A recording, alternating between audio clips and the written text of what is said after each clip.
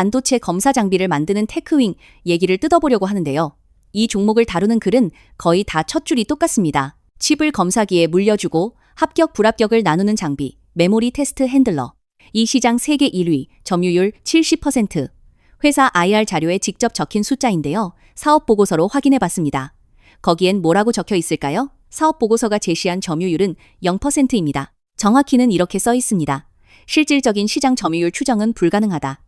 발주량도 업체별 수주량도 파악이 안 된다는 이유인데요. IC 테스트 핸들러 전체 시장으로 보면 1위는 따로 있습니다. 미국 커휴가 21%, 테크윙은 상위 5개사 아닙니다. 게다가 저희 리포트에서 확인한 바로는 국내 TSE도 512개 동시검사 경쟁 장비를 2027년 3월 목표로 개발하고 있습니다. 오늘의 첫 번째 숫자입니다.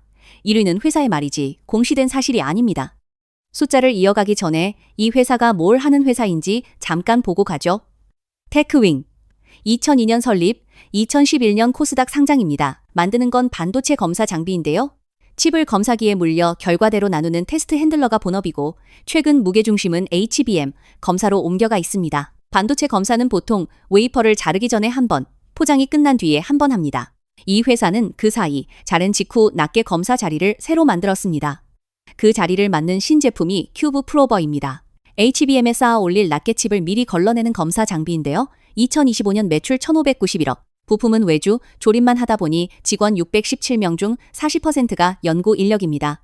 그런데 몸값은 국내 경쟁사보다 훨씬 큽니다. 핸들러 직접 제조사, 미래산업 1,708억, JT 387억인데요. 테크윙은 1조 7,156억, 미래산업의 10배, JT의 44배입니다.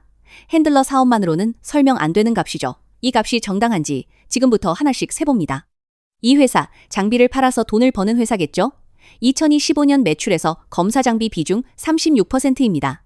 장비 회사니까 당연해 보이실 텐데요. 매출은 품목이 넷입니다. 장비, 검사할 칩이 바뀔 때마다 갈아 끼우는 소모품 C, O, K, 부품, parts, board, 그리고 자회사의 디스플레이 장비, 이 중에 장비보다 더 큰 품목이 있습니다. C, O, K와 parts board를 합친 부품, 소모품 비중 57.1%입니다. 소모품은 장비가 팔린 뒤에도 계속 팔리죠. 2025년 장비 매출이 822억에서 573억으로 30% 꺾인 해에도 COK는 482억에서 586억으로 늘었습니다. 전사 매출 감소폭을 14%에서 멈춰 세운 거죠. 오늘의 두 번째 숫자입니다. 이 회사를 지키는 건 장비가 아니라 부품입니다. 이번엔 수주 얘기입니다. 2026년 공시된 수주 사건 합쳐서 543억입니다. 많은 글이 이걸 큐브 프로버 수주 543억이라고 씁니다. 그런데 공시 품목명을 열어보면 얘기가 다릅니다. 품목이 HBM 검사 장비로 명시된 건 97억 2천만 원짜리 삼성전자 향 한 건 뿐입니다.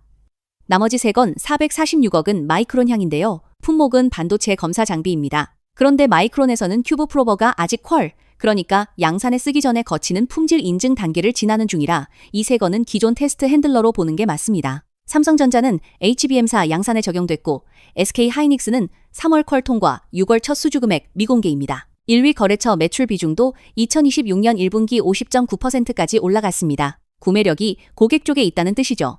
오늘의 세 번째 숫자입니다. 큐브 프로버 수주 543억은 사실이 아닙니다. 특허 얘기도 하나 넣어야겠죠. 등록 지식재산권 905건, 국내 485, 해외 420입니다. 탄탄한 특허 방어막으로 보이실 텐데요. 해외 420건을 나라별로 쪼개면 대만 193, 중국 154, 미국 41, 일본 20건입니다. 이 미국 41건 언제 출원됐을까요? 공개 특허 데이터베이스에서 미국 신규 출원은 2015년 이후 사실상 없습니다. 지금 41건은 그 이전 출원의 등록 누적치로 보입니다. 큐브 프로버 출원은 한국 국제 출원 단계에 몰려 있는데요. 매출 1위 고객이 미국 마이크론인 걸 생각하면 지켜야 할 곳의 권리가 얇습니다. 다만 데이터베이스 색인 누락 가능성은 있어 단정하진 않습니다. 오늘의 네 번째 숫자입니다. 특허는 905건인데 지켜야 할 곳의 특허는 얇습니다. 이 종목에서 시장이 다 같이 쳐다보는 숫자는 목표 주가가 아니라 큐브 프로버 공급 대수입니다. 2025년 10월 현대차증권의 2026년 추정치는 290대였습니다. 그런데 이 숫자 계속 깎였습니다. 11월 신한투자증권 200대, 같은 증권사가 이듬해 1월 100대, 3월에도 100대 유지. 사유는 매번 같았습니다. HBM사에서 좋은 칩이 나오는 비율, 그러니까 수율이 올라 검사 수요가 줄어서 또는 양산이 밀려서 그리고 4월 같은 증권사의 최신 추정치는 얼마일까요? 50대입니다. 290대에서 50대로 5달 만에 6분의 1입니다. 이 회사엔 전력이 있습니다. 2025년 공급도 20대 추정에서 실제 10대였고요. 같은 기간 세계 테스트 장비 시장은 SEMI 집계로 55% 성장했습니다. 시장은 크는데 이 회사 추정치만 깎이는 겁니다. 오늘의 5번째 숫자입니다. 대수는 매번 다시 세워졌습니다. 2026년 1분기 실적, 표면은 좋았습니다. 영업이익 97억, 영업이익률 18.5%, 직전 분기 1.7%에서 크게 뛰었습니다. 회복 신호로 보이실 텐데요. 그런데 같은 분기 순이익줄은 얘기가 다릅니다. 같은 분기 순손실 61억입니다. 영업이익 난 분기에 순손실이라니 이상하죠. 영업 아래에서 큰 돈이 빠져나갔기 때문입니다. 이자 같은 금융 원가가 76억, 파생상품 평가 손실, 그러니까 주가나 조건에 따라 값이 출렁이는 금융계약을 장부에 다시 매기면서 생긴 손실을 포함한 기타 비용이 157억입니다. 금융수익 27억이 있어도 세전 손실 78억이고요.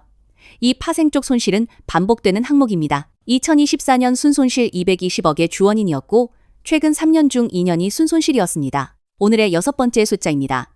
영업이 좋아진다고 주주 몫이 좋아지는 건 아닙니다. 마지막 숫자는 933억입니다. 2025년 10월에 발행한 교환사채, 그러니까 나중에 정해둔 가격으로 주식과 바꿔갈 수 있는 채권으로 빌린 돈인데요. 담보는 회사가 들고 있던 자기 주식이고 이자는 발행 때도 만기 때도 0%입니다. 공짜로 빌린 돈처럼 보이실 텐데요. 진짜 값은 이자가 아니라 다른 데 있습니다. 주식과 바꾸는 가격, 교환 가액이 710,600원. 현재 주가보다 53.5% 높습니다. 주가가 이 위로 오르면 933억 빚은 사라지고 못 오르면 빚은 남습니다. 2028년 4월 20일부터 채권자는 3개월마다 조기 상환을 요구할 수 있습니다. 지금 이 회사는 순차입 3,765억 상태입니다. 빌린 돈에서 가진 현금을 빼고도 3,765억이 남는다는 뜻인데요. 하반기엔 동탄 부동산 매각 595억, 국민성장펀드 500억, 합쳐서 1,095억이 들어옵니다. 다만 이건 성장의 재원이 아니라 시간을 사는 돈입니다. 큐브프로버가 2027년 안에 본격화 안 되면 이 카드를 쓰고도 2028년 4월을 맞습니다. 오늘의 7번째 숫자입니다. 공짜처럼 보인 933억엔 만기가 걸려 있습니다. 오늘 확인한 숫자들 다시 봅니다. 1위인 줄 알았던 점유율, 장비 회사인 줄 알았던 매출, 다 큐브프로버인 줄 알았던 수주, 탄탄한 줄 알았던 특허, 고정된 줄 알았던 대수, 회복인 줄 알았던 영업이익, 공짜인 줄 알았던 교환사채, 정리하면 이렇습니다. 핸들러 1위 자리는 다 먹었고 시가총액의 나머지는 전부 큐브프로버 하나에 걸려 있습니다. 장비가 통한다는 건 삼성전자, 양산과 SK하이닉스 수주로 증명됐는데요. 남은 질문은 언제, 얼마나입니다. 그 답은 3번 미뤄졌습니다. 앞으로 확인할 시점은 4번입니다. 8월 31일 동탄 부동산 매각 잔금, 8월 중순 반기보고서로 2분기 확정 실적과 순이익 흑자 전환 여부, 4분기 마이크론 퀄 결과와 3분기 실적입니다. 그리고 2028년 4월 20일 교환사채 조기 상환 청구 개시까지입니다. 목표 주가는 두지 않습니다. 목표 주가를 낸 증권사가 한 곳뿐이라 여러 추정을 모아 만드는 기준 범위 자체가 성립하지 않아서요. 다음 숫자가 나오면 다시 세보겠습니다.